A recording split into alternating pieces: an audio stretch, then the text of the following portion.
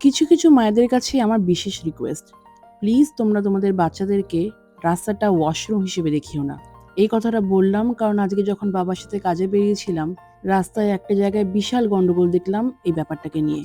রেনাকে নিয়ে যখন স্কুলে যাই, স্কুলের বাইরেও দেখি ঠিক সেম সিন। বাচ্চাগুলো তো স্কুলে ঢুকবেই, সেখানে তো ওয়াশরুম আছেই। বাচ্চা যতই ছোট হোক না কেন, স্কুলের আয়ামাসিরা কিন্তু হেল্প করে দেয়। রাস্তাটা যদি একটা ইজি অপশন হয়ে যায়, তাহলে এই বাচ্চারাই বড় হয়ে কিন্তু রাস্তাতেই ইউরিনেট করবে। এটা আমার মনের কথা, তাই বললাম। প্লিজ এটাকে নিয়ে কেউ উল্টোপাল্টা ভেবো না। যাই হোক, সকালবেলা বাবার সাথে বেরিয়েছিলাম মিউনিসিপ্যালিটির কিছু কাজকর্ম করতে। সেখান থেকে বাড়ি ফিরে রেস্ট নিয়ে আবার সন্ধ্যাবেলা বেরিয়েছি আরো একটা কাজ করতে। রাস্তায় খেলাম আমাদের সেই মাসির কাছ থেকে ফুচকা, যার কাছে ছোট্টবেলা থেকে আমরা ফুচকা খেয়ে এসেছি।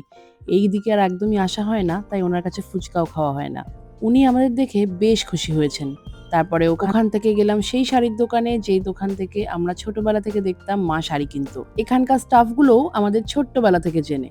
কিনলাম এই ব্লু কালারের শাড়িটা, ডুয়েল টোনের। সামনে থেকে শাড়িটা যে কি সুন্দর দেখতে, কি বলবো।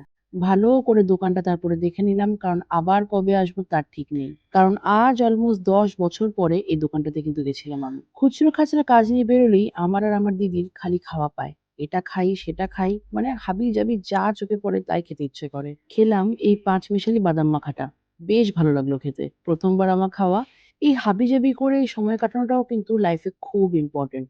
এটাও কিন্তু একটা অদ্ভুত আনন্দ দেয়। সবসময় মলে গিয়ে এত টাকা খরচা করলেই কিন্তু যে মজা পাওয়া যায় তা না। বাড়ি ফেরার পথে খেলাম এই আইসক্রিমটা। আমি নিয়েছিলাম ব্ল্যাক কারেন্ট আর টুটি ফ্রুটি ফ্লেভার। আজকে এখানে যাই করছিলাম সবকিছুই কেমন যেন আমার ছোটবেলার সাথে মিল খাচ্ছিল। আমি আর দিদি মায়ের হাত ধরে এই রাস্তাগুলোতে হেঁটে বেড়াতাম আর ঠিক এরকম করেই এসব খেয়ে বেড়াতাম। সেসব দিনগুলো যে কি ভালো ছিল, সত্যি কথা বলতে খুব মিস করি।